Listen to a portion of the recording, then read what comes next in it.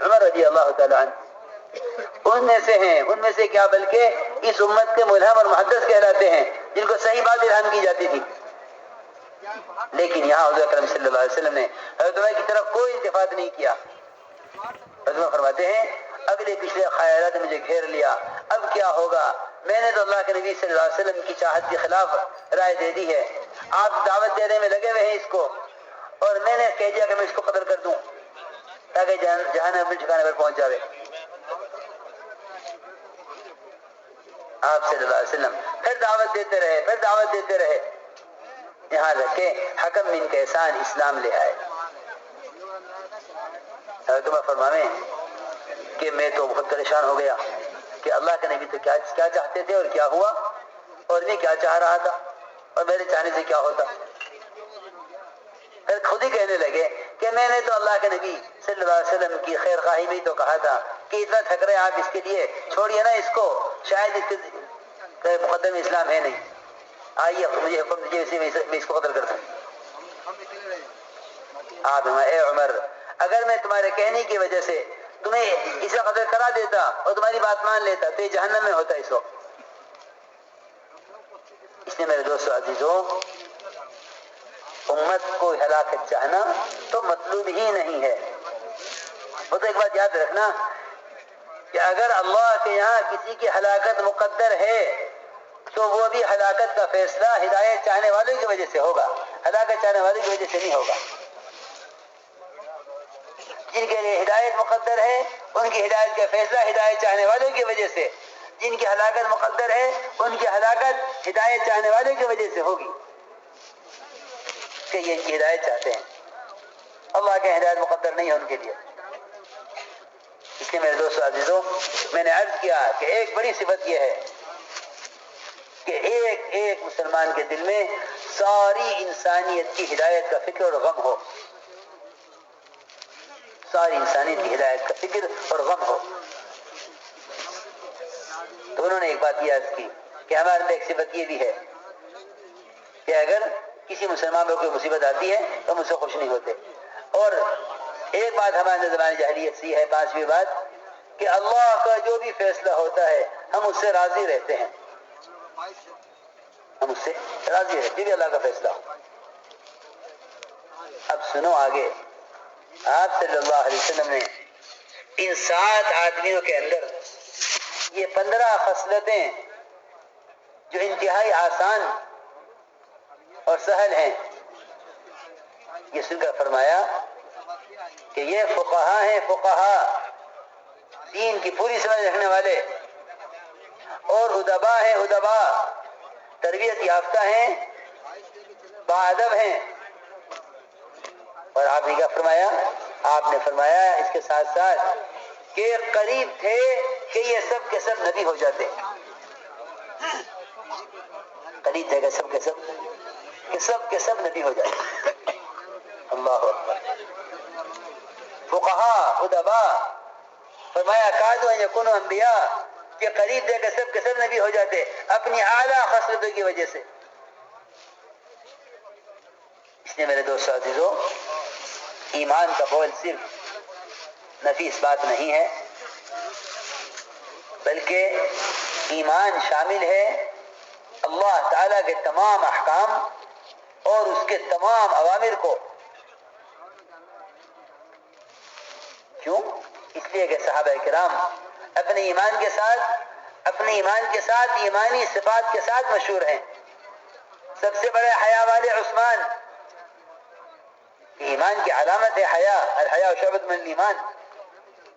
اس لیے عثمان کو فرمایا کہ سب سے حیا والے عثمان، کہ عثمان کا ایمان ایسا تھا کہ اگر ایک بڑے لشکر پر تقسیم کر دے جاوے تو سب کے لیے اتنا کافی ہو جاوے جتنا ایمان ایک صحابی کے پاس ہونا چاہیے. یہ فرمایا عمر رضی اللہ عنہ عثمان کو دیکھ کر کہ اس حلقہ وعدی بیٹھا ہوا ہے کہ اگر اس کے ایمان کو بڑے لشکر پر تقسیم کیا جاوے تو سب کے لیے کافی ہو جاوے. تو میں نے عرض کیا کہ ایمان کسی لفظ گول کا نام نہیں ہے بلکہ ایمان ایک حقیقت ہے. اور میں نے پھر عرض کرتا ہوں کہ اس کے حاصل کرنے کا طریقہ یہی ہے کہ گشتوں کے ذریعے تمام مسلمانوں کو مادی نقشوں سے نکال کر دعوت کے ذریعے یہاں مسجد میں ایمان کے حلقوں میں لا کر جوڑو. میں شروع سے عرض کر رہا کہ صحابہ کرام کا طریقہ یہی ہے، اپنے کام کو سنت کی طرف لاؤ، اپنے کام کو سنت کی طرف لاؤ. سنت یہی ہے کہ مسجد نبوی میں ایمان کا حلقہ قائم کیا جاتا تھا اور ایمان سیکھنے کا عنوان پر صحابہ سے کو دعوت دے کر مسجد کے ماحول میں لایا کرتے تھے. دوسری بات یہ ہے میرے دوست عزیزو کہ ہمارا کام یہ ہے کہ ہم امت کو اعمال پیش کریں اسباب کے مقابلے میں، کیونکہ اصل میں دعوت کا مقصد ہے یقین کو شکلوں سے، اسباب سے، چیزوں سے اعمال کی طرف لانا. یقین کی تبدیلی کے ساتھ دعوت اعمال کی طرف، یقین کی تبدیلی کے ساتھ دعوت اعمال کی طرف. عمل کو اس طرح پیش کیا کرو کہ اسباب پر چوٹ پڑے. ہم اسباب ترک کرنے کو نہیں کہتے، اسباب ترک کرنے کو نہیں کہتے. اسباب سے نا امید ہو جانا یہ مطلوب ہے. اسباب کا ترک کرنا کلیتاً مطلوب نہیں ہے. اچھی طرح سمجھ لینا، کیونکہ حضرت کے بیان میں نے پڑھا، سمجھتے تھے کہ بیوی، بچے اور کاروبار اس کو چھوڑنا مجاہدہ نہیں ہے، بلکہ ان دونوں کے اشتغال کو کم سے کم کرنا یہ مجاہدہ ہے. اس کے بیان میں ہے کہ بیوی بچوں کا چھوڑنا اور کاروبار کا ہمیشہ کے لیے چھوڑ دینا یہ مجاہدہ نہیں ہے، بلکہ ان دونوں کے اشتغال کو کم کرنا مجاہدہ ہے. کیونکہ توکل کسے کہتے ہیں؟ توکل ترک اسباب کو نہیں کہتے، توکل ترک اسباب کو نہیں کہتے. توکل کہتے ہیں اللہ کی ذات عالی کے ساتھ اپنی امیدوں کو ایسا وابستہ کر لینا کہ اسباب کی کوئی حیثیت، ان سے کوئی امید دل کے کسی گوشے میں باقی نہ رہے. توکل تو بندے کے اللہ کے دماغ میں ایک راز ہے. اے اللہ میرا حال تو جانتا ہے یا میں جانتا ہوں، تیسرا آدمی میرے حال کو نہیں جانتا، بس اسی کو توکل کہتے ہیں. یاد رکھنا، جب یہ توکل مخلوق پر کھل جاوے تو اب یہ تعقل ہے، توکل نہیں ہے. یعنی اب تو یہ کھانے پینے والا آدمی ہے، لوگ کہیں گے یہ کچھ نہیں کرتے، ان کی مدد کرو. یہ تعقل پہ ہے، تعقل پر ہے، توکل پر نہیں ہے. اب یہ تعقل پر ہے، توکل پر نہیں ہے. توکل تو راز ہے بندے کے اللہ کے درمیان، کیونکہ صحابہ کرام اسی توکل کے ذریعے اللہ کی ذات عالی سے فائدہ اٹھاتے تھے. کہ ایک صحابی فقر سے تنگ آ کر گھر سے باہر نکلے، بیوی کو خیال ہوا ایسا نہ ہو باہر جا کر اندر کا حال کسی پہ بیان کر دیں. بیوی نے چکی چلانی شروع کر دی تاکہ محلے پڑوس والے چکی کی آواز سنیں تو سمجھیں کہ ہاں ان کے ہاں دانا پس رہا ہے، فاقہ نہیں ہے. اور دھواں اٹھایا تنور میں اس خیال سے کہ پڑوسی یہ سمجھے کھانا پک رہا ہے، فاقہ نہیں ہے. حالے گھر میں ایک دانہ بھی کھانے کو نہیں تھا. یہ چکی کو چلتا ہوا چھوڑ کے اندر آ کے بیٹھ گئی کہ بھئی دھواں اٹھ رہا ہے تنور میں سے اور چکی چل رہی ہے، پڑوسی سمجھیں گے کہ چلو دانا پس رہا ہے. تھوڑی دیر کے بعد شوہر گھر کی طرف واپس آیا، باہر سے تنگ آ کے گھر کی طرف پلٹا. فقر تو آدمی کو کفر تک لے جاتا ہے. آ کے جو دیکھا کہ گھر میں سے چکی چلنے کی آواز آ رہی اور دھواں اٹھ رہا کہ یہ کہاں سے آ گیا کھانا. اندر آ کے پوچھا گھر والی سے کہ نہیں، کہاں دانا بھی نہیں ہے، کھانے کو بھی نہیں ہے، میں تو چکی چلا کے بیٹھ گئی اور چکی خود ہی چل رہی ہے. جا کے دیکھا تو آٹا نکل کے پھیل رہا گھر کے اندر. دانا ایک نہیں گھر میں پیسنے کو، دانا ایک بھی نہیں پیسنے کو گھر میں. چکی میں سے آٹا نکل رہا اور پھیل رہا. سارا آٹا سمیٹ لیا، سارے برتن بھر لیے اور وہ کسی طرح چکی بند نہ ہو کے دے. اور صحابی نے اس کا پارٹ اٹھایا، چکی کا پتھر اس کو الگ رکھ دیا. بھئی اور آٹا کیا کریں گے؟ اور تنور کی طرف گئے تو سارا تنور بکرے کی چاپوں سے بھرا ہوا تیار. صبح کو آ کے عرض کیا گیا یا رسول اللہ رات تو یہ ہوا ہے. آپ نے فرمایا کہ اگر اس چکی کو چلنے دیتے تو قیامت تک اسی طرح چلتی رہتی، آٹا نکلتا رہتا. ہاں بس سبحان اللہ لوگ کہتے ہیں نا، میں آپ کو بتاتا ہوں، یہ یوں کہتے ہیں کہ ہاں وہ صحابی تھے، ہم صحابی نہیں ہیں. اللہ کے ساتھ یہی بدگمانی ہے، اللہ کے ساتھ یہی بدگمانی ہے کہ اللہ جو صحابہ کے ساتھ کر چکے وہ ہمارے ساتھ نہیں کریں گے. ارے خدا کی قسم کہیں یہ بات نہیں ہے.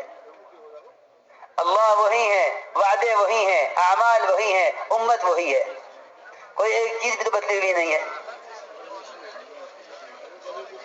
ایک چیز بھی تو بدلی ہوئی نہیں ہے. اللہ وہی، اعمال وہی، وعدے وہی، امت وہی. صرف بات اتنی ہے کہ اسباب نے اللہ سے بدگمان کر دیا ہے، اسباب نے اللہ سے بدگمان کر دیا. اس لیے خوب جم کے دعوت دیا کرو کہ اللہ کی قدرت وعدوں کے ساتھ ہے، وعدے حکموں کے ساتھ ہیں، اسباب کے ساتھ قدرت بھی نہیں ہے، وعدہ بھی نہیں ہے. اسباب کے ساتھ قدرت بھی نہیں ہے، وعدہ بھی نہیں. جم کے دعوت دیا کرو یقین کے ساتھ کہ قدرت وعدوں کے ساتھ ہے اور وعدے حکموں کے ساتھ ہیں. اسباب کے ساتھ قدرت بھی نہیں ہے، وعدہ بھی نہیں ہے. پھر اسباب کی حیثیت کیا ہے؟ کہ اسباب کی حیثیت کہ اسباب تو امتحان کے لیے ہیں. ہم یہ دیکھنا چاہتے ہیں کہ جو کچھ ہوتا ہے اسے اسباب کی طرف منسوخ کرتے ہیں، ہماری طرف منسوخ کرتے ہو. اس لیے میرے دوستو عزیزو، یہ ہمارا موضوع ہے کہ عمل پیش کرو سب کے مقابلے میں، کہ کرنے والی ذات اللہ کی ہے اور کرنے کے ضابطے محمد صلی اللہ علیہ وسلم کے طریقے ہیں. کائنات ضابطہ نہیں ہے. اس کی دعوت جم کر دیا کرو اور اس کی مشق بھی کیا کرو. صرف دعوت نہیں ہے، دعوت کے ساتھ مشق بھی ہے. کہ کیا مشق ہے؟ دیکھو جیسے کہ حاجت پیش آوے نا، سب سے پہلے نماز کی طرف قدم اٹھاؤ. اسباب کتنے بھی یقینی سامنے ہوں، نماز کی طرف پہلے قدم اٹھاؤ. کہ حضور اکرم صلی اللہ علیہ وسلم نے اپنے صحابہ کا یہی مزاج بنایا تھا،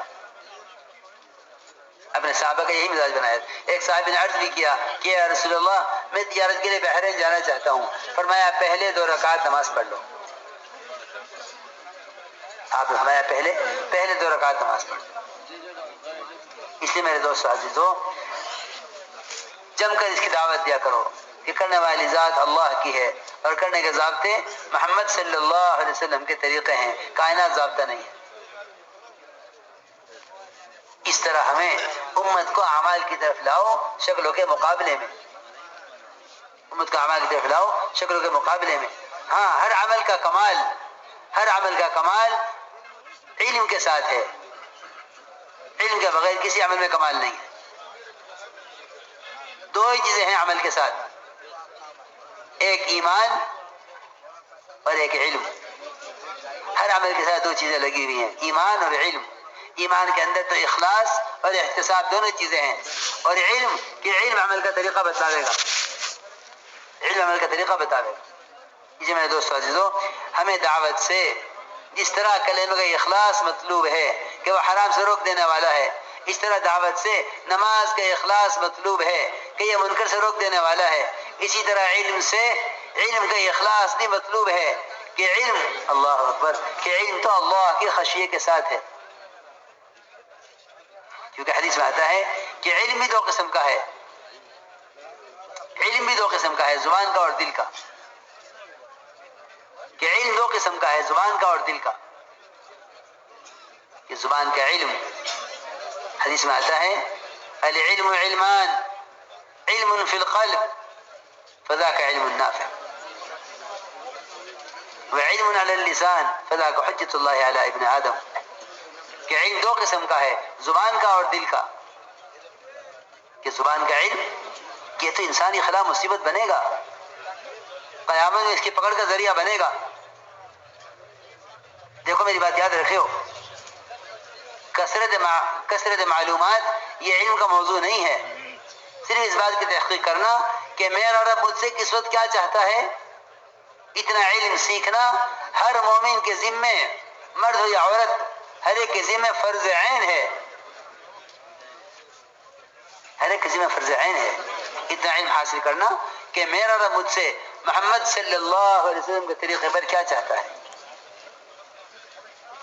اس لیے میرے دوستو عزیزو، ہمیں دعوت سے علم کا بھی اخلاص چاہیے. کہ میں نے عرض کیا کہ علم کے الفاظ بھی ہیں، علم کا اخلاص بھی ہے. اللہ نے حصر کے ساتھ فرمایا قرآن میں انما یخشى اللہ من عباده العلماء، کہ اللہ کے بندوں میں سے اللہ سے ڈرنے والے صرف علماء ہیں۔ بعض صحابہ کے اقوال ملتا ہے کہ علم اللہ کے خشیے کے بغیر علم ہے ہی نہیں، وہ عالم نہیں ہو سکتا جس کے دل میں اللہ کا خوف نہ ہو، وہ عالم نہیں ہو سکتا۔ ہاں اس کو معلومات ہو سکتی ہے، اور سمجھتے تھے معلومات کے لیے اسلام بھی شرط نہیں ہے، غیر مسلم کو بھی دین کے بارے میں معلومات ہو سکتی ہے، غیر مسلم کو بھی دین کے بارے میں معلومات ہو سکتی ہے، کہ معلومات کے لیے اسلام شرط نہیں ہے۔ مسلمان کے لیے تو کہ علم دل کا علم چاہیے جو اس کو اللہ کے احکام پر ڈال دے۔ اس لیے میرے دوستو عزیزو، ہمیں دعوت سے علم کا اخلاص چاہیے۔ بھائی سے دعوت سے علم کا اخلاص حاصل کیسے ہو؟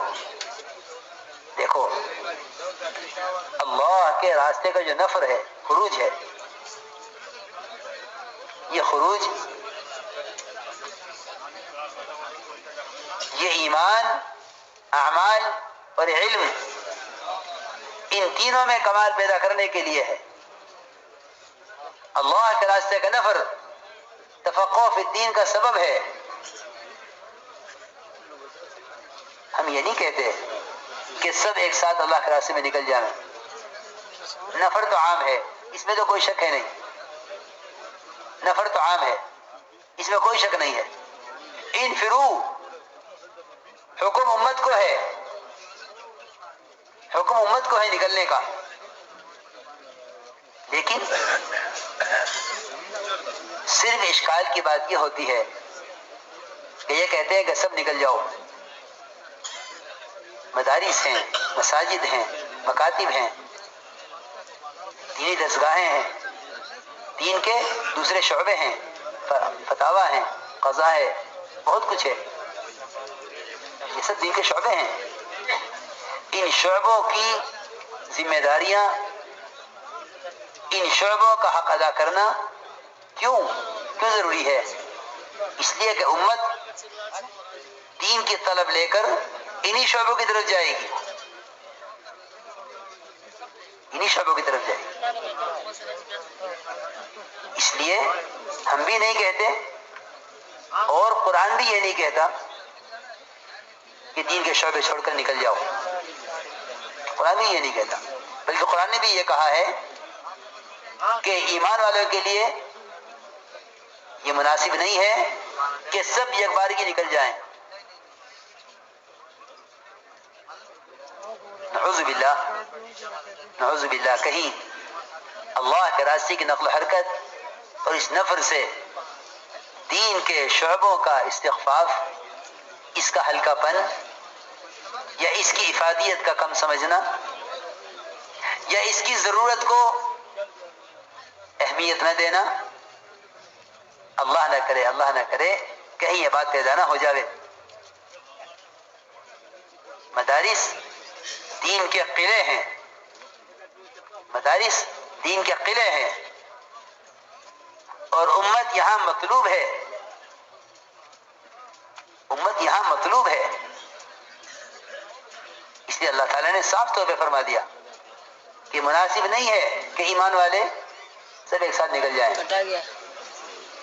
ما كان المؤمنون لينفروا كافة فلولا نفر من كل فرقة منهم طائفة ليتفقهوا في الدين۔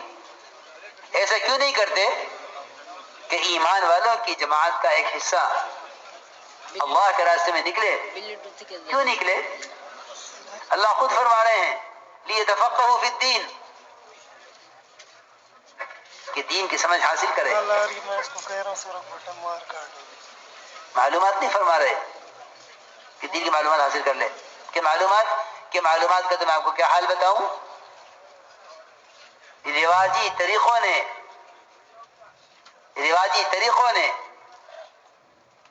امت کو علماء سے مستغنی کر دیا ہے، کہ کیا ضرورت ہے عالم کی؟ ایک بٹن دباؤ، جو سے چاہو مسئلہ دیکھ لو، جو سے چاہے حدیث دیکھ لو۔ حالانکہ تربیت جو صحبت کو چاہتی تھی، خدا کی قسم صحبت تو انسان کے علاوہ کوئی مخلوق قابل صحبت ہے ہی نہیں. صحابہ نے آپ کی صحبت سے علم لیا ہے, تابعین نے صحابہ کی صحبت سے علم لیا ہے.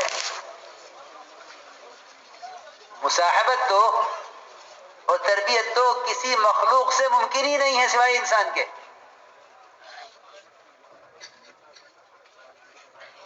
یہاں حالات پر علم ڈال دیا ہے کہ اب علماء کی ضرورت نہیں ہے.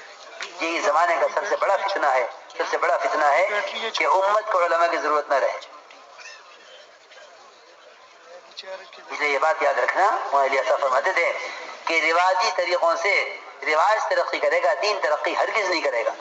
وہ چوک نہیں آگے رواج ترقی کرے گا.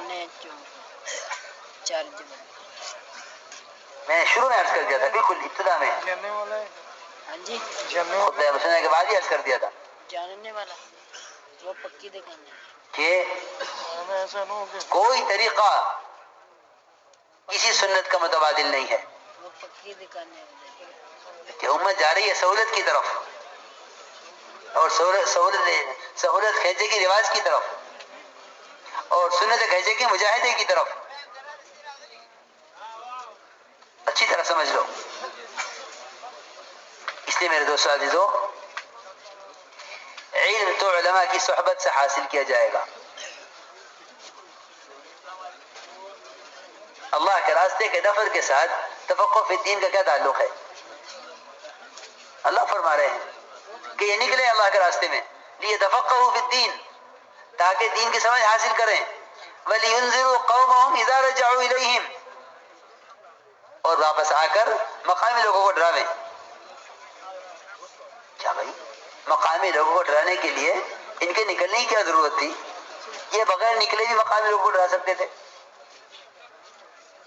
یہ کیا ضروری ہے کہ پہلے یہ نکلیں, اللہ کے راستے میں نکلیں اور تفقہ فی الدین حاصل کریں, پھر جا کر مقامی لوگوں کو ڈرائیں. اس کے نفر کی کیا ضرورت ہے؟ اللہ کے راستے کا نفر لازم ہے اور متعدی ہے. اس آیت کے اندر دونوں چیزیں اللہ نے بیان فرما دی ہیں کہ لازم بھی ہے, متعدی بھی ہے, اپنے لیے بھی ہے, دوسروں کے لیے بھی ہے. لیتفقہوا فی الدین لازم ہے, وَلِيُنذِرُوا قَوْمَهُمْ إِذَا رَجَعُوا إِلَيْهِمْ یہ متعدی ہے کہ اپنے لیے بھی نکلنا ہے اور دوسرے کے لیے بھی فائدہ ہے. اس لیے میرے دوستو عزیزو, حضور اکرم صلی اللہ علیہ وسلم نے اس علم کی مثال جو خود لے کر آئے ہیں اور ہدایت کی مثال بادل سے دے کر امت کو حرکت پر ڈالا ہے.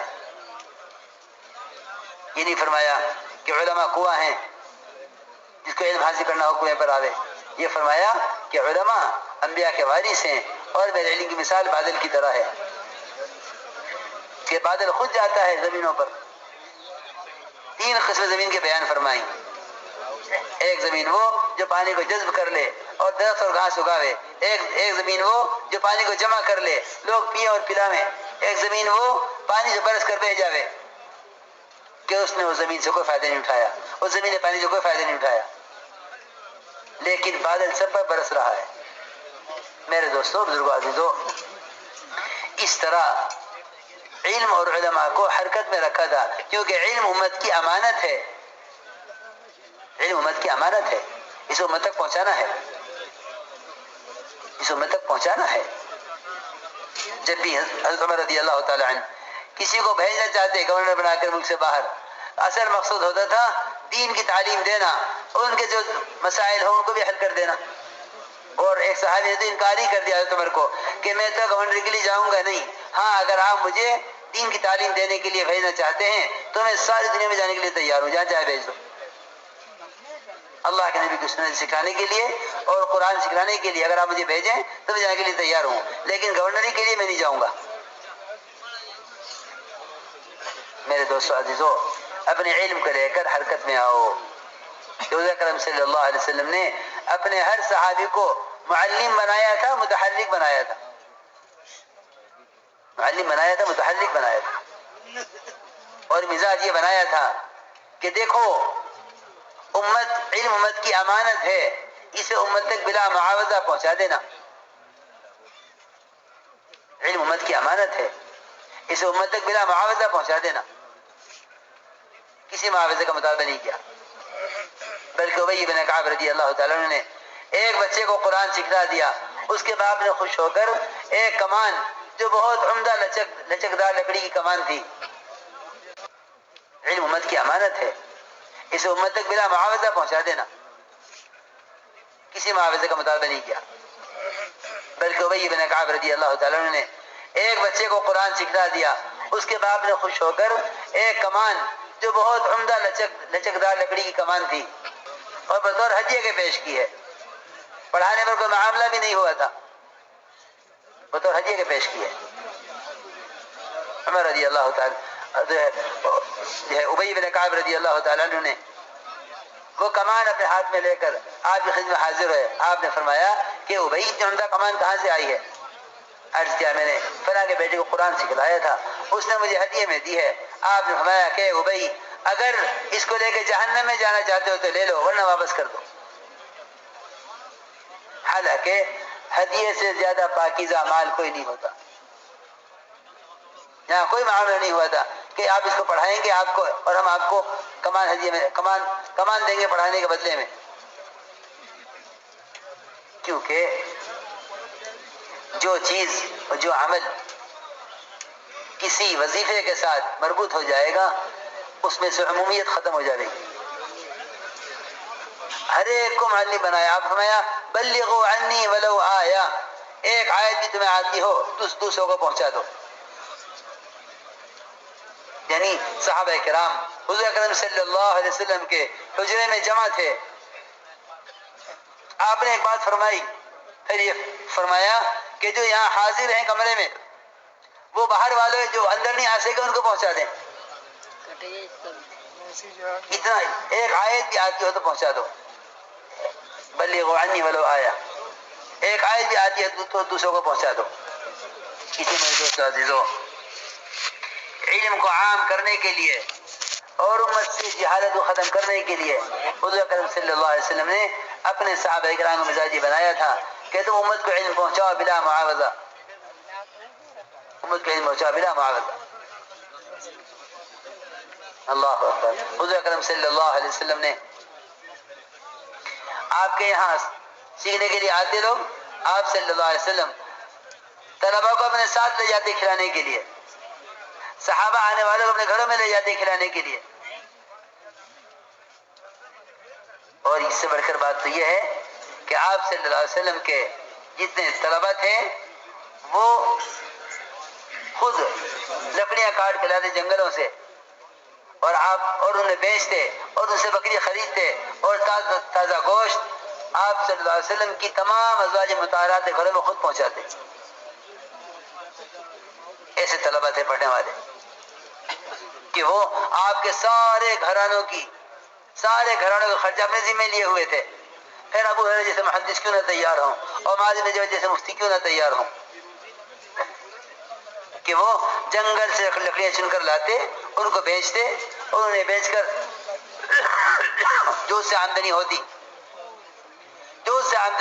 اس سے بکری خرید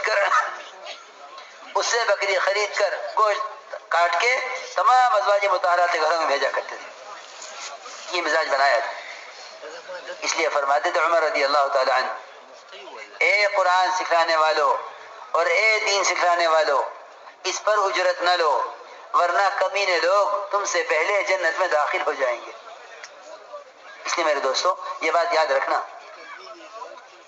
کہ جو پڑھانے کا وظیفہ ہے یہ پڑھانے کا وظیفہ نہیں ہے، یہ وقت کا بدل ہے، یہ وقت کا بدل ہے، ورنہ خدا کی قسم دین کی تعلیم کا تو جنت کے سوا کوئی بدلہ ہے ہی نہیں، دین کی تعلیم کا جنت کے سوا کوئی بدلہ نہیں، یہ تو وقت کا بدل ہے کہ ہمیں آپ کو تجارت سے ہٹا کر تعلیم پر لگا دیا ہے، کیونکہ ابوبکر رضی اللہ تعالیٰ عنہ خلافت ملتے ہی بازار چل دیے چادریں لے کے، امین کہاں جا رہے کہ بچوں کے لیے کمانے جا رہا ہوں، کہ نہیں آپ کو وظیفہ ہم دیں گے، آپ امور خلافت دیکھیے، میں کہ نہیں امور خلافت یہ تو آخرت کے لیے ہے، بچوں کے لیے کمانے جا رہا ہوں۔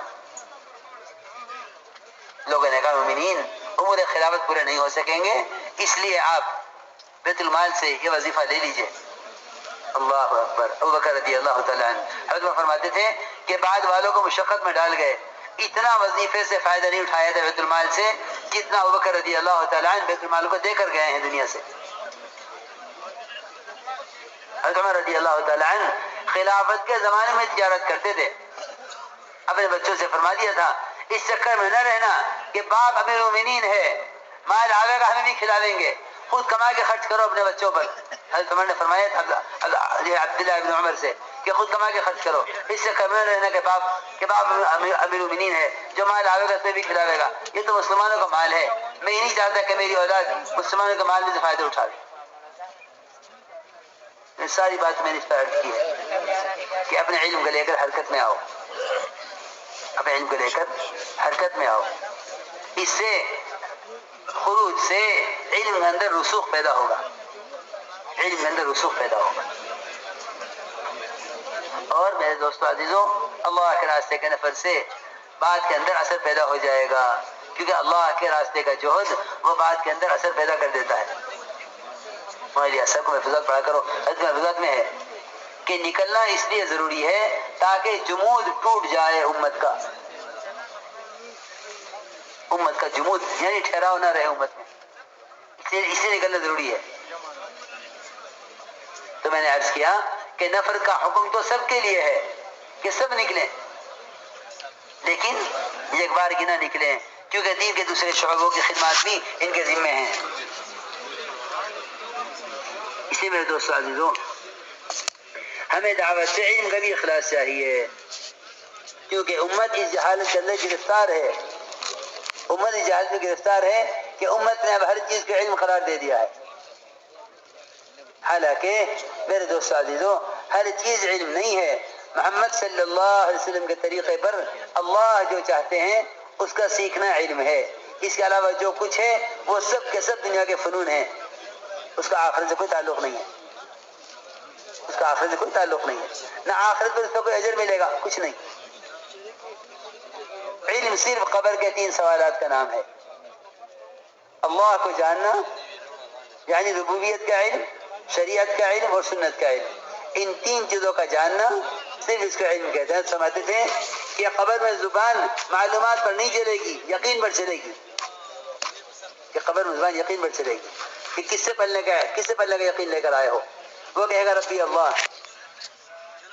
دین کیا ہے؟ وہ کہے گا دین کہ دین میرا اسلام ہے، اور محمد صلی اللہ علیہ وسلم کو تو صرف وہی پہچان سکے گا جو آپ کی سنتوں کا پابند ہوگا،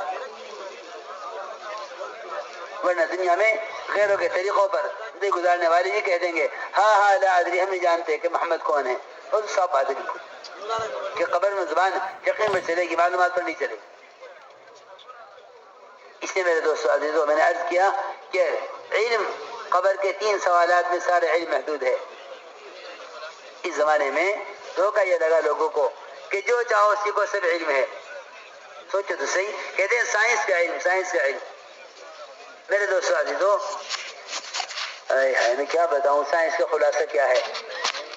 سائنس کا خلاصہ ہے نظام کائنات کا کائنات سے چلنا، یہ سائنس کا خلاصہ ہے۔ اور ایمان کا خلاصہ کیا ہے کہ نظام کائنات خالق کائنات سے چلتا ہے۔ ایمان کا خلاصہ ہے کہ نظام کائنات خالق کائنات سے چلتا ہے۔ سائنس کا خلاصہ ہے کہ نظام کائنات سے چلتا ہے۔ بس کائنات کو کائنات سے جوڑنا یہ سائنس کا خلاصہ ہے، اور نظام کائنات کو خالق کائنات سے جوڑنا یہ ایمان کا خلاصہ ہے۔ کیوں بھائی؟ یہ تو خلاصہ ہے سائنس کا۔ اہل دنیا کے تجربات کو جمع کر کے کہتے ہیں کہ یہ علم ہے، حالانکہ علم تو وہ ہے جو اللہ کی ذات سے نکل کر آیا ہے محمد صلی اللہ علیہ وسلم کے طریقے پر۔ اس لیے حضرت عمر رضی اللہ تعالی عنہ جو اس امت کے ملہم کہلاتے ہیں اور قرآن کو سب سے زیادہ سمجھنے والے کہلاتے ہیں، عمر رضی اللہ تعالی عنہ نے توریت کے چند اوراق پڑھ لیے اسی خیال سے کہ یہ تو معلوم ہو گیا کہ اللہ ہم سے کیا چاہتے ہیں اور محمد صلی اللہ علیہ وسلم کی کیا سنتیں، کیا طریقے ہیں، اور قرآن کیا ہے، کہ یہ بھی تو معلوم ہونا چاہیے کہ اللہ نے موسیٰ علیہ السلام پہ کیا احکام نازل کیے تھے،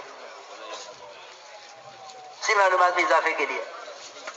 حالانکہ حضرت عمر کا ارادہ اس پر عمل کرنے کا نہیں تھا، صرف یہ جاننا چاہتے تھے کہ اللہ نے موسیٰ علیہ السلام پر کیا احکام نازل کیے. کہ عمر رضی اللہ تعالیٰ عنہ وہ اوراق لے کر آج میں حاضر ہوئے. پوچھا عمر یہ کیا ہے؟ عرض کیا کہ یہ توریت کے اوراق ہیں، میں اپنے علم اضافے کے لیے یہ پڑھ کر آیا ہوں. آپ صلی اللہ علیہ وسلم کو اتنا غصہ آیا کہ روایت میں یہاں تک ہے کہ صحابہ انصار آپ کے غصے کو دیکھ کر تلواریں لے کر آ گئے کہ اللہ کے نبی کس نے غصے میں ڈالا ہے، کیا بات پیش آئی. سارا غصہ تھا حضرت عمر پر کہ جو دین اور قرآن میں لے کر آیا ہوں، جو سنت میں لے کر آیا ہوں، جو صبح روشن کی طرح چمکدار ہے، عمر اس کے بعد بھی تمہیں اس کی ضرورت پیش آئی کہ توریت پڑھو. آپ نے فرمایا کہ اگر آج موسیٰ علیہ السلام زندہ ہو کر آ جائیں، ان کے لیے کوئی راستہ نہیں ہے نجات کے سوائے میرے طریقے کے، اور اگر تم کا طریقہ اختیار کیا تم گمراہ ہو جاؤ گے. ذرا اندازہ کریں کہ عمر جیسے عالم نے توریت پڑھی تو اللہ کے نبی کو اتنا غصہ آیا، حالانکہ توریت علم ہے اور ایک موسیٰ علیہ السلام پر نازل کیا گیا ہے. اب اندازہ کرو کہ وہ جہل جو علم ہی نہیں ہے، لوگ اس کو پڑھتے ہیں اور اللہ کے علم سے جاہل رہیں، ایسے لوگوں پر اللہ کے نبی کو قیامت میں کتنا غصہ آیا. اسی میرے دوست عزیزو، غیروں کے فنون پر فخر کرنا یہ کفر کا مزاج ہے.